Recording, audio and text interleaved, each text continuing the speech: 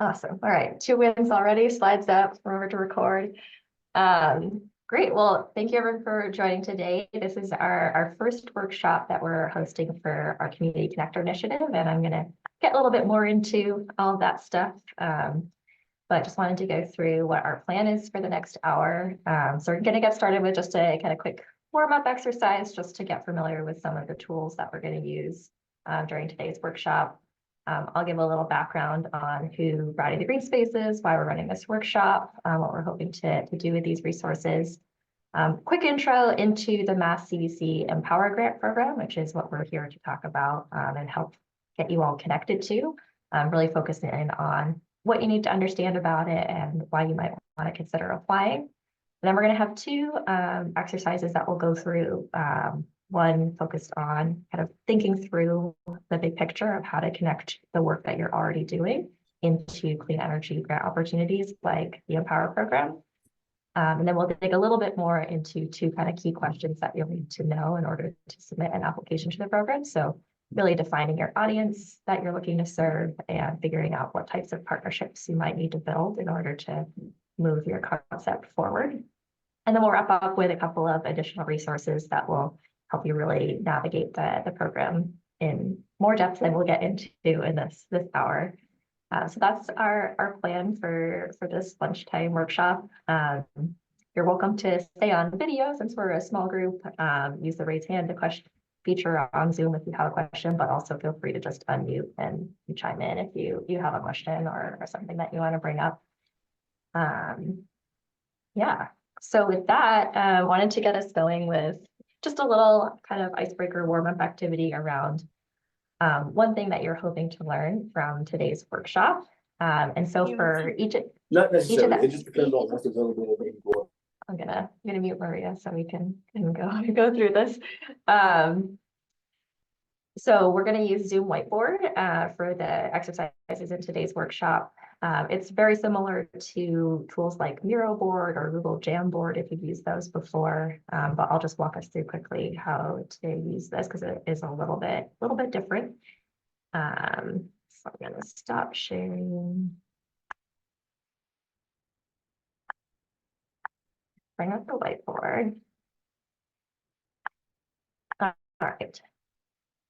So once this loads up, you're going to see a couple of different whiteboards with questions and sort of categories. The one that I want you to navigate to is all the way on the left. It's titled Warm-Up Exercise, and you'll see at the top it says, what's one thing you're hoping to learn from today's workshop? And you can move around the board on your own with your cursor.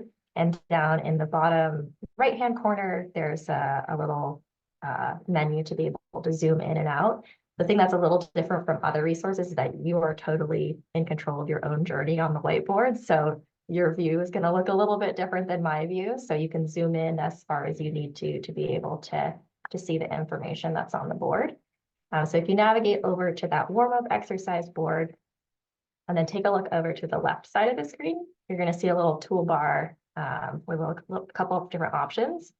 Right in the middle, there's one that looks, an icon that looks like a sticky note. If you click that, you'll see a bunch of little colored boxes and you can pick up a sticky note there and place it onto the board. You can see mine popping up here and, type in what your question is or what you're hoping to learn. So play around with that, get a little bit comfortable with this because we're going to use it for the other exercises during the workshop and add in onto this what you're hoping to learn today. You can keep it brief, just kind of generally what you're looking to use. If you're having issues with this, feel free to also just dump what you're looking to learn into the chat as well, and we can kind of work through both things at the same time. But let me know if you're having any trouble, if you want to kind of troubleshoot, and we'll take the next couple of minutes just to kind of get familiar with the platform and also add your thoughts in terms of the warm-up question.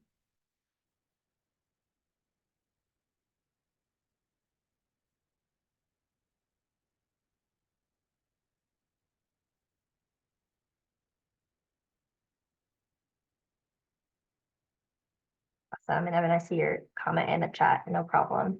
Feel free to put put your response in the chat too.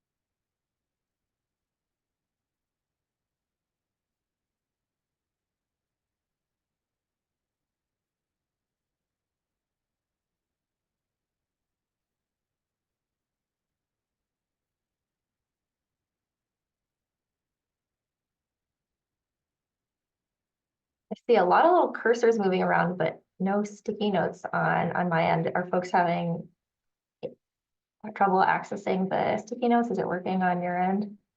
Yes, I'm having a trouble accessing the sticky notes.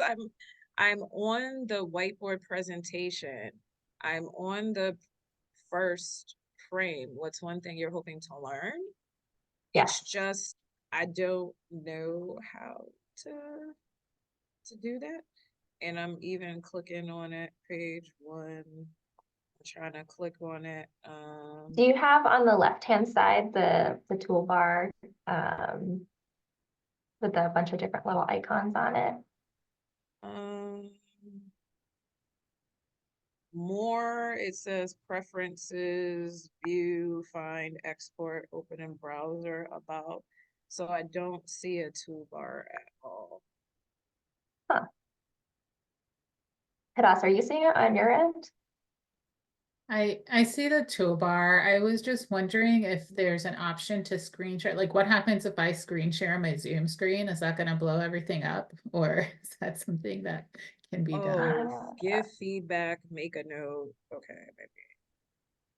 Okay, comments, but I can't even make a comment right now. Let me see real quick if I can reshare. This is the problem with technology, is it doesn't always work for us. If not, it's okay. We can be adaptive and we can move to more of a discussion style format and not get too fancy with our facilitation tools. Let's see if this works.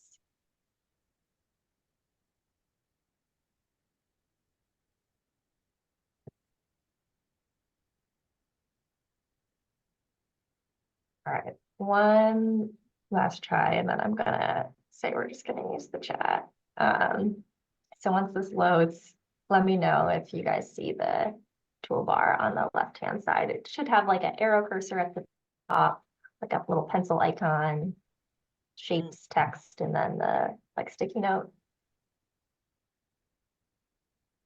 Do you want me to try sharing my screen and see what happens? Yeah, sure. Or if I share my screen, is that going to make the whiteboard go away?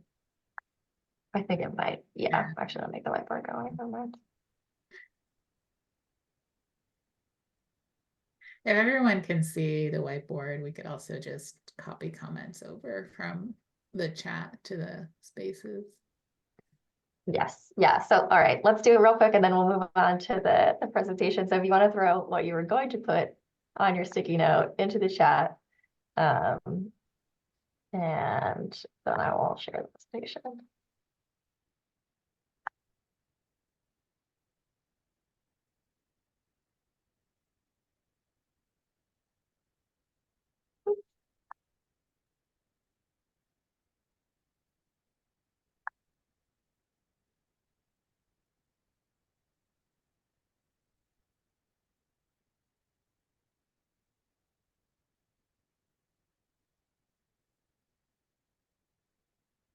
Oh, somehow it's working now. Started pressing stuff. Well, all right, we got there, and we will come back to the whiteboard. We'll see if it works then. Cool. So, see from Michelle, learning how to successfully navigate the process. Evan's interested in applying for grants that support coalitions that are not legal entities. Cool. I'm seeing Cecilia has some different offerings. Awesome. So keep throwing ideas or things that you're looking to learn in the chat, and I'll get us started just kind of going through some of the introductory information. Thanks for bearing with us through technological difficulties. So before we get started, I did want to just give a little background on Brown in the Green space and why we're doing this work. I'm sure many of us are fully aware of some of the overwhelming economic and social inequities that exist for Black and Brown communities across our country, but in particular in Boston. You can see here the racial wealth gap between white households and Black households in Boston in particular. At the same time, there's this immense economic opportunity presented by the solutions that we know we need to deploy in order to tackle the climate crisis. So a huge number of clean energy workers needed to meet those goals that we have as a state, as well as tons and tons, 3 million housing units that need to be retrofitted in some way over the next 30 years. So there's a lot of work that needs to be done. And in that work, a huge economic opportunity. And so at BGS, we're working at the intersection of these complicated challenges. We know that there's no lasting solution to climate change without having climate justice at the core of that. And so in our work, we are considering environmental justice, social justice, and economic justice all at the same time in terms of how we approach our work. So our vision is to facilitate a just energy transition, and our mission is threefold: to create jobs, build wealth, and reduce energy burden for communities of color.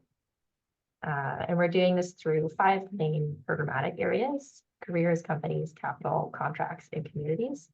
And this workshop falls underneath the sort of communities umbrella of our work. And as a part of that aspect of our work at BGS, we've been kind of informally playing this role in the ecosystem of connecting community organizations with key partners to be able to tap into state and federal funding. And so we decided we wanted to kind of more formalize that role in order to bring sort of increased deployment of community-led solutions on clean energy. And so last year, we were lucky to receive a MassCEC EmPower grant. So it's all a little bit full circle here, talking about the EmPower grant. This is funded by an EmPower grant.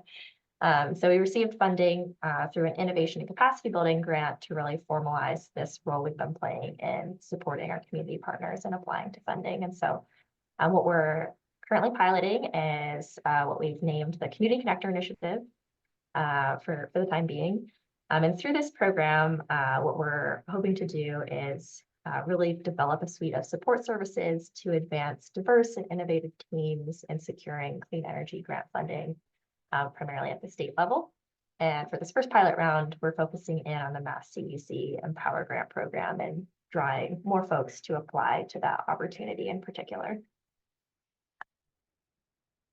And so to jump into the program itself, I'm going to give kind of a high-level overview, but I definitely encourage folks that are on this webinar to take a look at the MassCEC overview webinar. There's a recording on their website that goes into a lot more details of the ins and outs of the grant.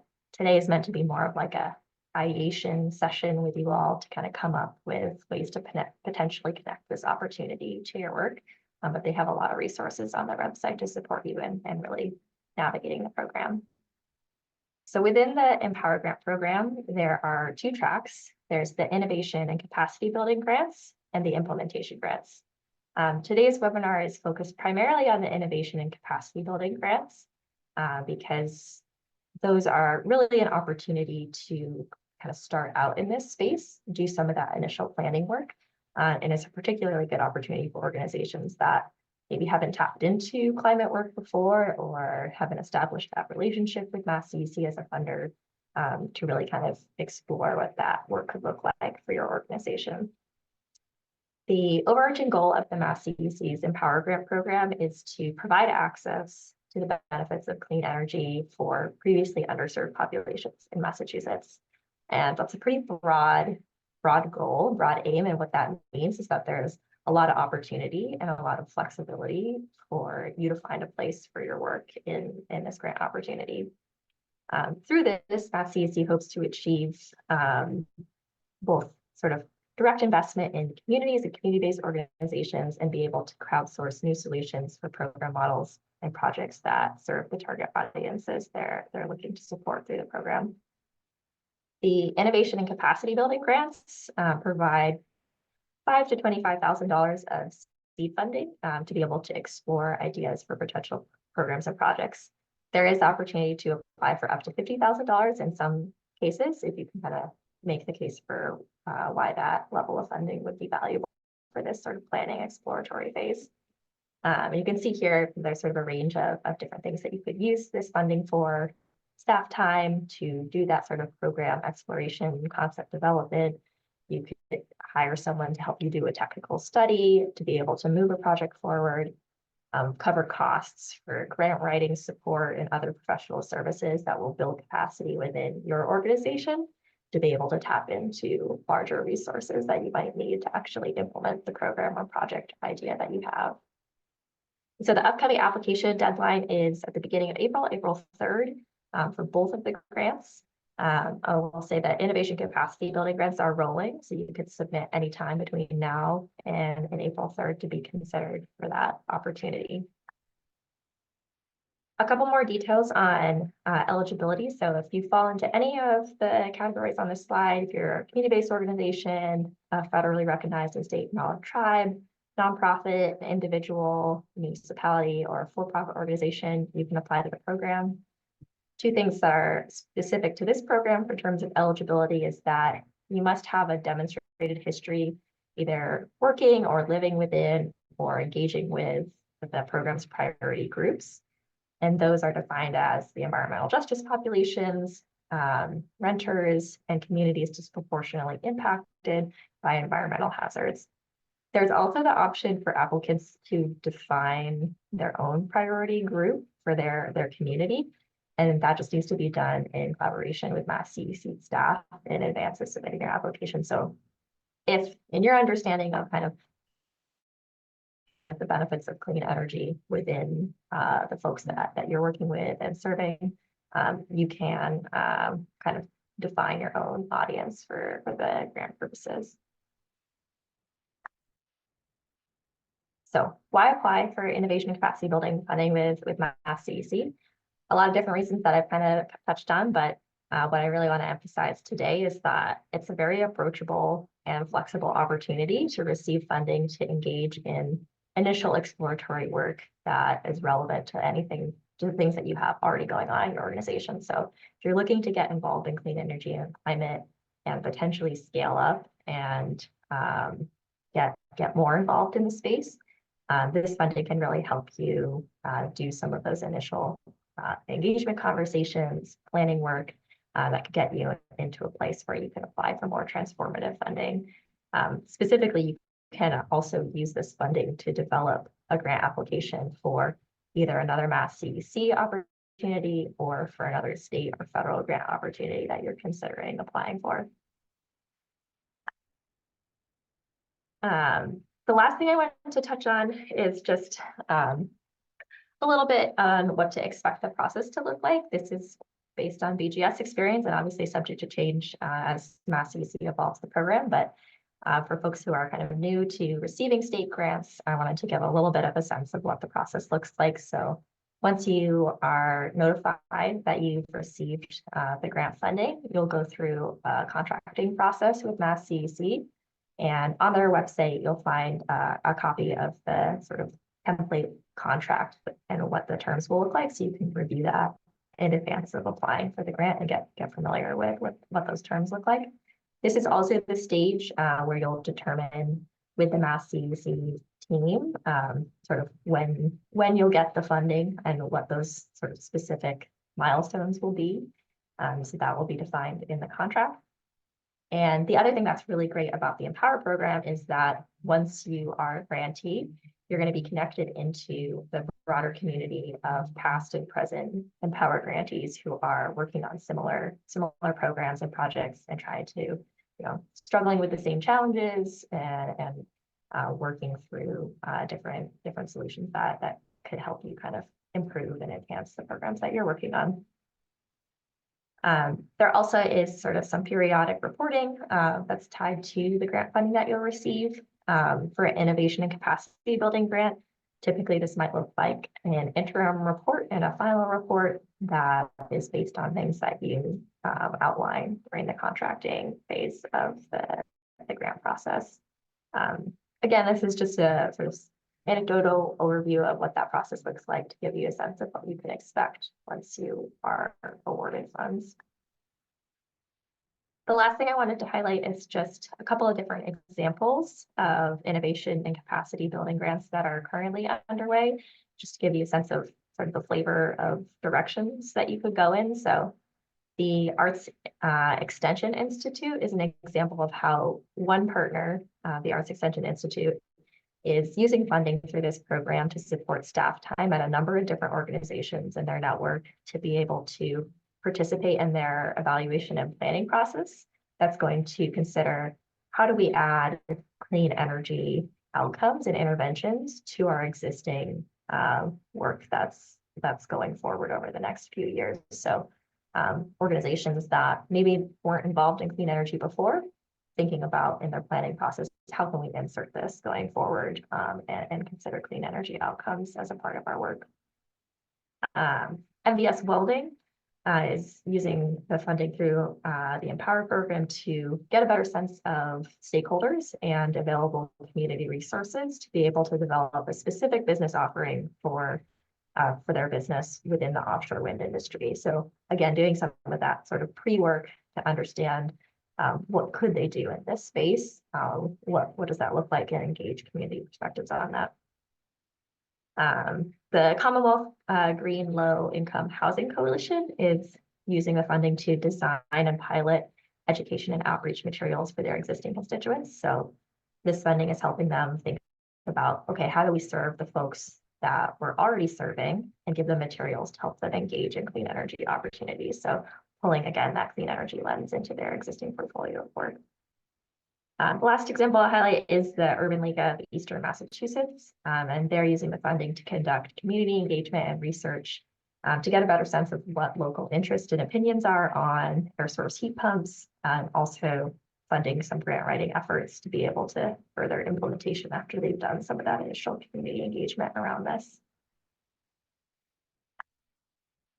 All right, so that's everything on the overview. I'm just going to check the chat to see if there's any questions. Evan, go ahead. Sorry, it just got a little bit windy. I hope you can hear me. Really helpful seeing the examples. And I understand them as sort of like little blurbs. I'm kind of curious if for any of the examples are like, oh yeah, that's kind of similar to what we would want to do. Is it possible to get a more fleshed out look at that particular application? That's a good question. I have to check back with the MassCEC team on getting their actual application, but I think one thing we could definitely help facilitate is connecting you to the project team that is working on that grant, that you could get, direct feedback from them and sort of get their thoughts on the concept that you're working on. But let me check on that, and I'll follow up with you after the workshop too. Cool. Any other questions? I have a comment. I'm willing to, I could take out certain language out of it, but just share like a grant that my organization was awarded. So just so people can see an example, I don't mind sharing that. About awesome. Yeah, Beth, if you want to send that to me, I'm happy to send it around to folks if you're willing to, Thank to you. do that. That's really generous of you. Yeah, thanks. Cool. Can I, well, oh, go I ahead. just want to add, I just dropped a link in the chat that has a map of past awardees, and MassCEC includes snippets of their applications there if you click on individual grantees. Perfect. Awesome. So for the first kind of main exercise, and we'll see if we can get the whiteboard to work, but if we can't, we'll find another way. What I thought might be helpful is to have more of a conversation about the work that you're currently doing and doing kind of an active brainstorm around how you can connect that into clean energy benefits for the populations that you're looking to serve. So I've pulled out some of the areas of activity that the innovation capacity building grant focuses on.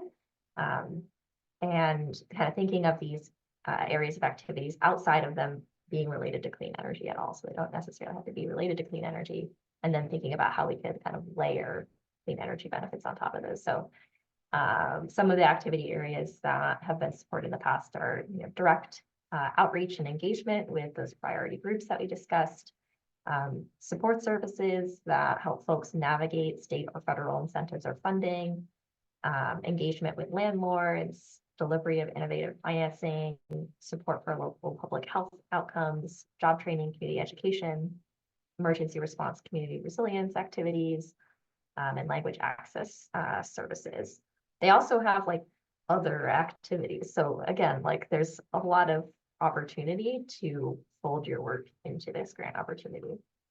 So as we're thinking about kind of those different buckets, also kind of layering over that, like what are some of the clean energy benefits or technologies that you might be interested in exploring, bringing those benefits to the priority groups that you're looking to serve through your work. So energy efficiency measures, weatherization, heat pump, solar hot water, rooftop solar PV, community shared solar, energy storage, electric vehicles, just as kind of a quick overview of like different things that you could explore through this.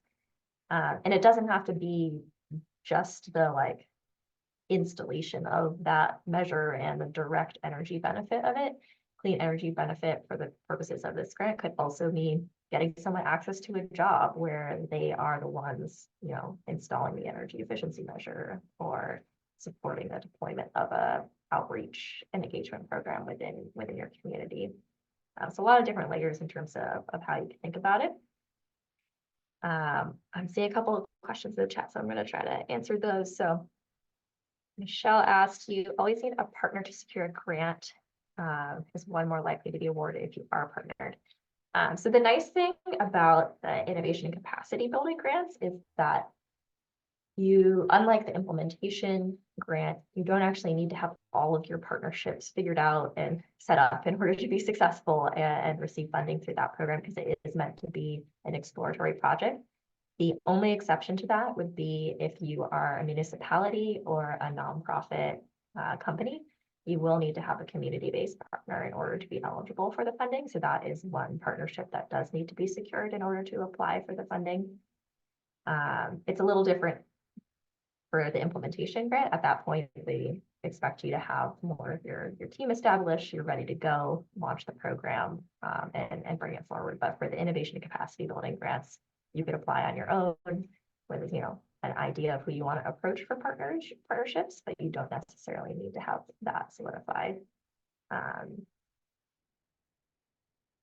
then for Gloria's question, are there any specifications in defining our own priority groups? That is a really good question. I'm not as familiar with how MassCEC has been approaching that. I will say at the end, I'm going to share a couple links to their upcoming office hours. I think there's one as soon as like beginning of next week.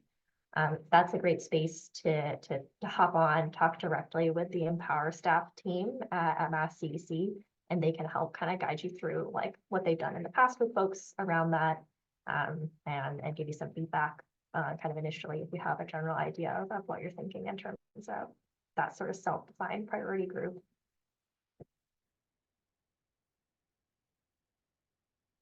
Cool. Great questions. All right, I'm going to stop sharing.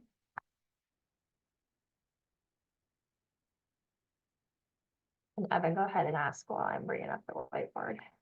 Yeah, sorry. And I understood you're trying to usher us into a new activity, so feel free to put this on hold. No worries.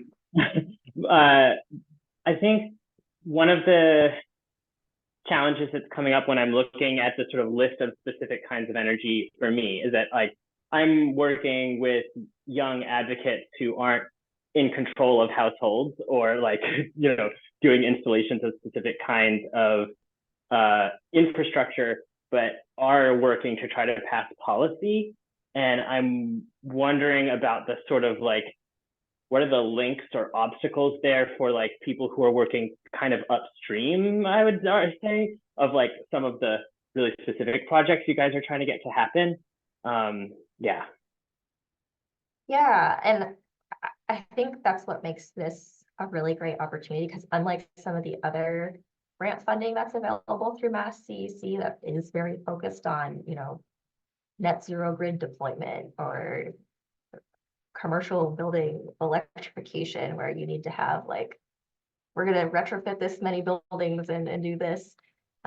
This is an opportunity for kind of these more innovative project designs where you are working a little upstream to get folks who haven't historically been involved in clean energy programs and project design involved in the process. So I might actually use our project as an example of that. You know, we applied for funding through EmPower to be able to support organizations like yours in applying for grant funding. There is actually no, you know, actual installation of clean energy technology happening in the process of this specific activity that we're engaging in at BGS, but we believe that there is this kind of like transformative change that can happen through supporting more organizations and tapping into grant funding, and then moving forward projects that then install clean energy technologies in the community. So I think there's a piece there, Evan, where you're working with an audience of young people who, you know, may benefit from being more exposed to the career opportunities that are available in clean energy. That's just an example, or a better understanding of how they can engage in climate action in their community and working with the municipalities. I'm just like throwing random things out there. I don't actually know what you would be interested in working on, but there's a lot of space there. And to add to Beth's comment in the chat, the MassCEC team is pretty much like door open, there to talk to you through your concept and figure out how they can make this grant opportunity work for you. Which is a good segue into this exercise that we can try to do here. The idea that I had for this was basically, I'd love to know kind of what you all are working on and what your sort of mission focus is, what some of the areas of work are for your organization, and where you feel like it starts to align with some of these potential activities. So if you are, say, like Evan, working with young people, what are some of those outreach or like engagement activities you're doing with that population? And then we can kind of think about how does that start to connect into a potential kind of clean energy climate angle. So I'm curious if folks are able to access the toolbar. Otherwise, I think we could just switch to discussion and maybe just have folks raise their hand and share kind of what you're working on and thinking about.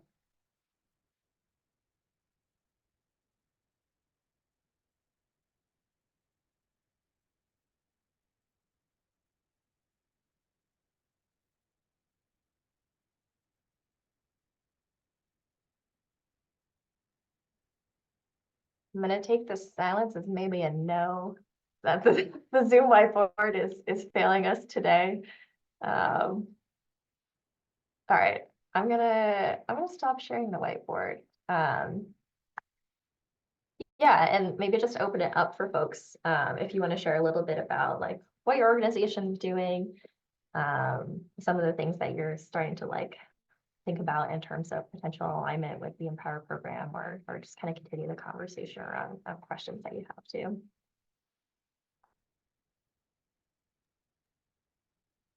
I can share kind of a bit about our organization. I'm hopping around a bit too. There's a lot of discussion in our office room, so I'm once again in an open area, but our organization runs STEM pathways for youth. And we're launching one in green tech or clean energy. And so I think this is definitely like planning stages, which is what aligns with this grant, but taking, you know, we're still in a lot of ideation of like what this program will look like for youth, like what are the priority topics that should be taught to youth in this program, how is this going to set them up for careers in clean energy, and like what industry partners kind of down the line are important to this program that we're going to have as well. Awesome.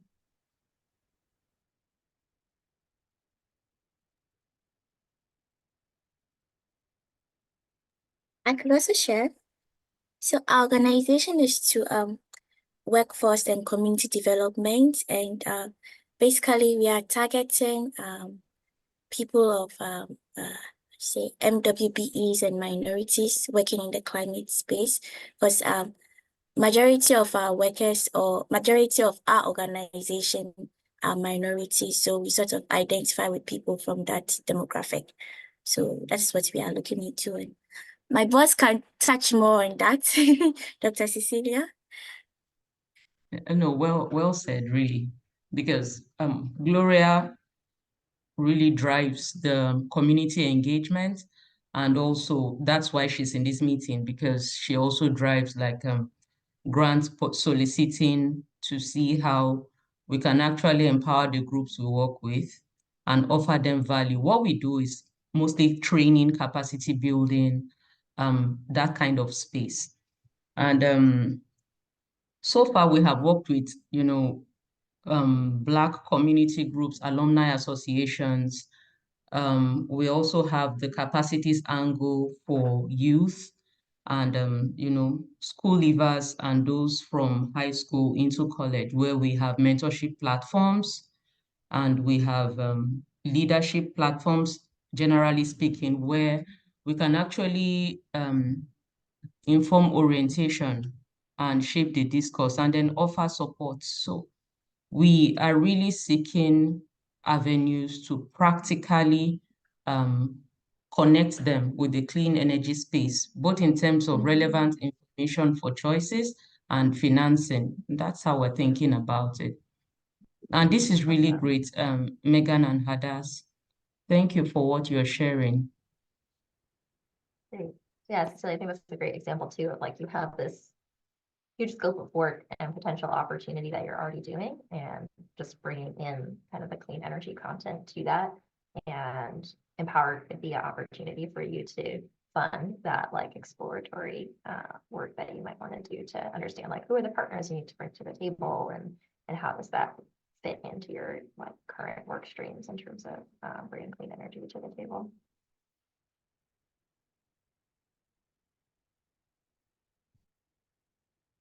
Let's see Michelle's response in the chat about more than marketing.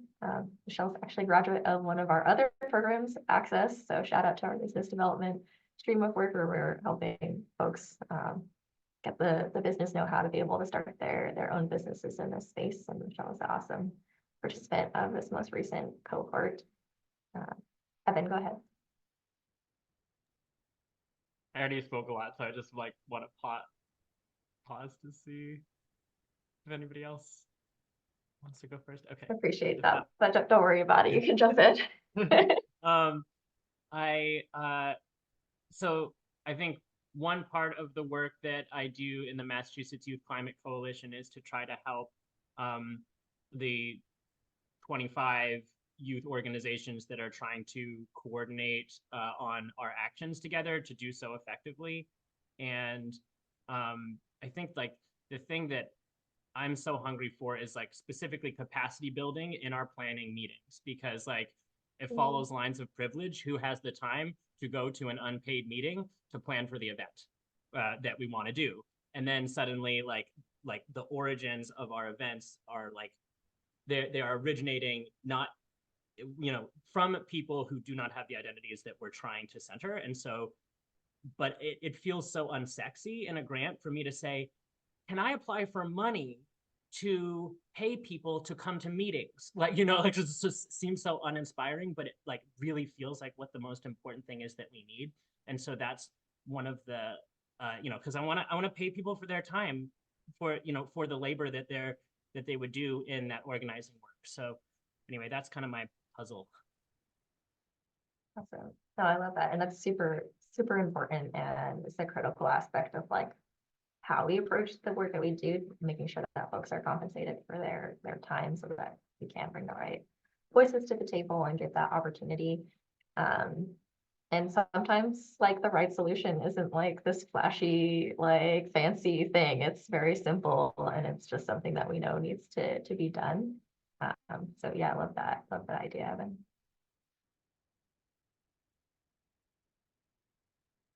Anyone else want to jump in and share anything before I move us to kind of the next piece you wanted to talk through?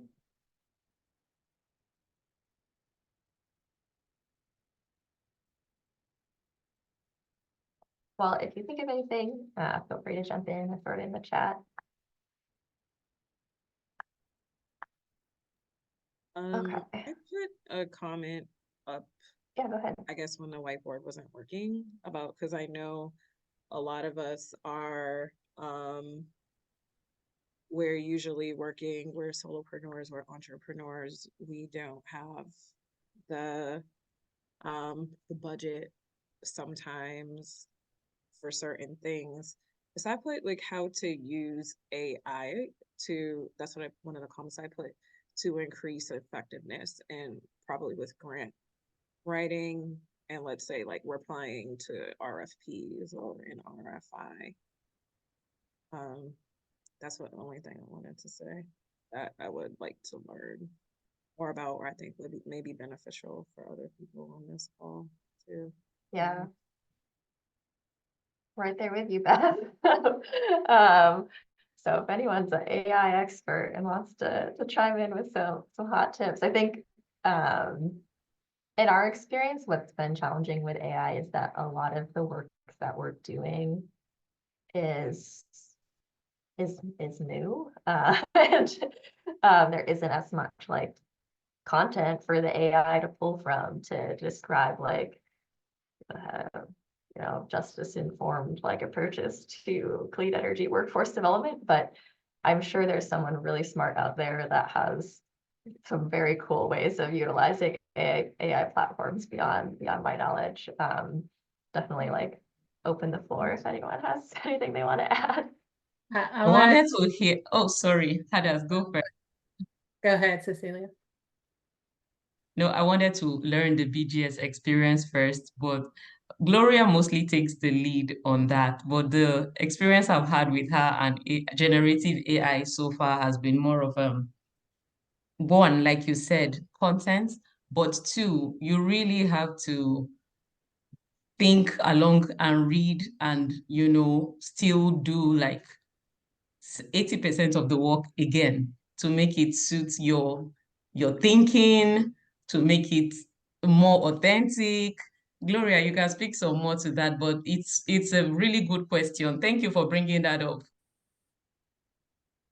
Yeah, I think, yeah, it's good to like, it helps to brainstorm, but I don't think you can go along with everything because as Dr. Sila said, it sort of makes it impersonal, and then at times it sounds very machinery, you would say. Like, yeah, it takes the human aspect out of it. I agree with all of that, including your comment in the chat, Eben, that the biases that exist in society exist in AI as well. But I'll say the two things that I found it most helpful for are, number one, pulling together stats. So it's always helpful to have stats to back up your proposal, and helping together. That is one thing I've used it for, but fact check, to Cecilia's point, don't believe anything an AI tells you. So pulling together background data, and also to condense things. So if there's a word limit and you want to tighten up your narrative, it's been useful for that. But again, you want to make sure that you don't come off sounding like a robot, and make sure that your voice is still present in that condensed format. And the one thing I will say, since we're talking specifically about the innovation capacity building grants, it's a pretty short application. There's not a lot of questions, and the way that this opportunity is designed, you're not expected to know all of the answers when you apply, because the grant's supposed to help you find some of those answers. So hopefully you won't need to lean on too much of our AI friends for it. So I do want to go to like kind of the next piece. I know we're running up on our last 10 minutes together. The conversation has been really great. The last two pieces I wanted to cover with folks is around kind of understanding your audience. And I think we kind of started to touch on this for everyone in terms of like the folks you're already working with. So that is a piece of what you'll want to define through your application. So I might move to the second discussion since we're running a little short on time, but just thinking about like, who do you currently serve? How does that overlap with the priority groups for the EmPower grant program? And are there any new audiences that you'd like to reach through your work that might expand into some of these priority groups that are defined in the grant? The other piece is really building your team. As I mentioned earlier, you don't need to build your team right away for the innovation and capacity building grants, but it can be helpful to at least start thinking through who are some of the partners you might need to have at the table in order to reach the audiences you're trying to serve. Or if you're trying to incorporate clean energy outcomes into your existing work, maybe there are some technology partners or service providers that you really need to bring to the table in order to be able to really flesh out what you're thinking about for your program or project. So I'd love to kind of open it up and throw that question out to all of you, just in terms of like, if there's particular types of partners you're looking for, and yeah, just kind of what are some of those things that you're thinking about for your concept. That way we can also help with some of the follow-up connections and support piece too.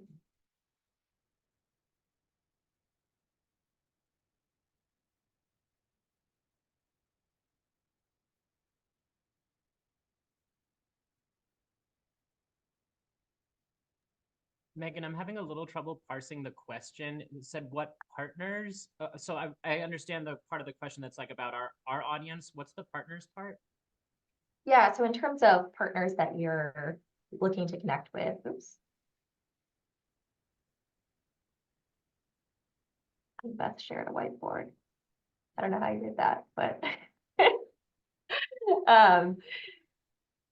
yeah, so in terms of like your concept or what you're thinking about doing, like who are some of the partners you might need in order to move that forward? Is it like a clean energy installer, someone who can help you like write a grant application?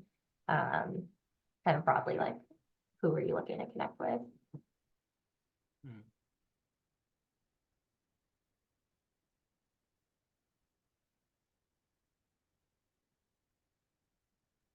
Hi, everyone. So I'm Sarah with Cargill Landscaping. And our focus is permaculture, land management, using natural resources, sustainable living, sort of urban gardening. But right now we're trying to expand, and the partners that we're looking to work with are licensed electricians, licensed plumbers, and potentially grant writers as well. That was a good partner to note that I really didn't think of in that manner. Obviously, I've considered grant writing partners before, but the more that I think about some of these bigger grants, obviously I need more support with that. So obviously they'd be a partner as well to consider. Yeah. Thanks, Sarah.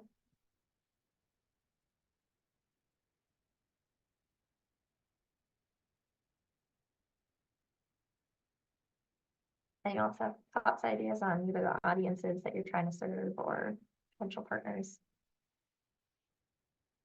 So I would say with my two organizations, the Boston Community Solar Co-op, Michelle looks like a great partner, but I would say specifically for marketing that drives more in community engagement to the environmental justice communities we're trying to reach, because we're trying to get more members in our cooperative and do more outreach into the communities, especially Dorchester, East Boston, Mattapan, and Roxbury. And I don't want to mispronounce your name. Is it Eben? Okay, good. Sounds like, because we also have to think about the impact that policy can have on this as well too. And so I would see Evan and Cecilia and Gloria and what they're doing as partners as well, because they're involved with the community a lot. I love that. It's great when the partners are already here in the room, so you can connect with each other. Definitely if you feel comfortable, feel free to drop your contact information in the chat, but you can also reach out to me directly after if you want to be connected with someone that was on the call today. I'll put my email in the chat too. Yeah, maybe on that note, so we can wrap up on time, I'll share kind of the closing resources and some of the things that we're working on over at BGS.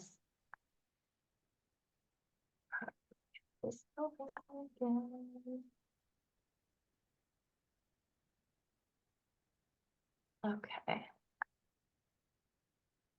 Awesome. So Hadass is going to throw these links in the chat so that you have all of them. The first two are going to be a link to the overview video that was run by MassCEC that will really give you the deep dive on the whole grant program. You might decide, hey, I want to go for implementation and get way more funding because I feel ready for it. And that will give you all the information on that opportunity as well. There are two upcoming office hours, one on the 18th and one on the 25th. You can drop in and ask all your questions of MassCEC staff. You can also reach out to them directly. Their email is on their website and they're pretty responsive in terms of getting back to folks. And then related to what we were just talking about, one of the things that I'm going to be working on and should be able to share with you all shortly after the workshops this week is a teaming database that's going to be online and a resource for you to connect with other people that are looking to partner and connect with folks on the EmPower grant opportunity in particular. Then the last link that I would love for you to click into and respond to is a feedback form on today's workshop. As part of our evaluation activities for this pilot round of the grant, we really wanted to get your thoughts on how this went. Obviously, we had some technical difficulties that we were going to review for the next workshop on Thursday, but also open response if there are any outstanding questions that you had after today's workshop. And also if you have any suggestions or ideas around other resources or things that would be helpful for you in related to like tapping into grant opportunities and stuff like that. So that is everything. I'm happy to stay on for another minute if folks have any other questions. There's a question in the chat. Are you going to share these slides with the attendees? Yes. Yeah, so I'll send probably early next week. I'll send a recap email with the slides, all of the links from this, as well as that partnering resource as well.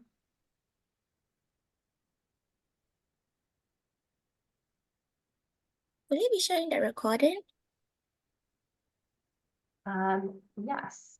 Yeah, I can share the recording. Let me go back into the feedback form and make sure that I change that setting.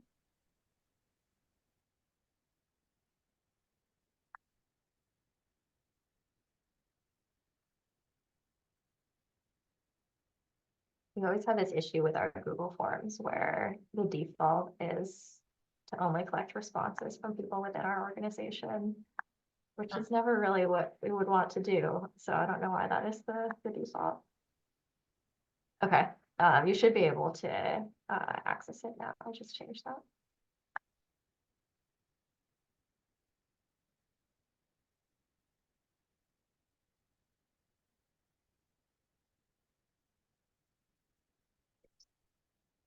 Awesome. Well, that is all of our scheduled programming for today. Thank you all for spending the hour with us. And good luck with your applications and reach out to me if you need anything else or any other support. Thank you very much. Thank you.